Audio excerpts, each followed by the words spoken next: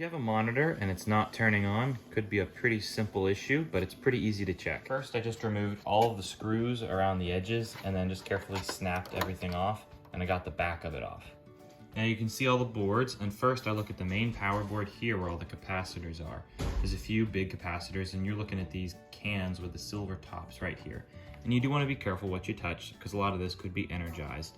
But what you're looking for is a capacitor that's blown, burnt out, and you can see right here, this has a domed top to it, like it's swelled up.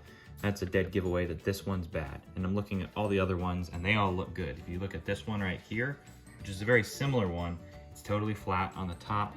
It's not discolored at all, so this one would be good, and this one would be the bad one. We'll disconnect everything from the board that we can. Now that we got everything disconnected, we can pull this board out.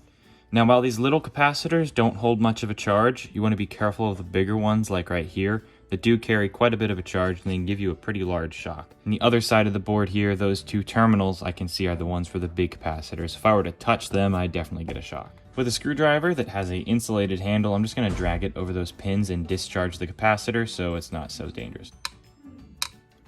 Not much happened there, but this is discharged. Go ahead and start working on unsoldering the bad capacitor. Now we've got the old one out. We'll put the new capacitor in, just keeping in mind that polarity is important. And we'll solder on the new ones. We'll put it all back together now that we have the capacitor in there and turn it on. We'll plug it in. I can see the red light turn on. I'm gonna hit the power button.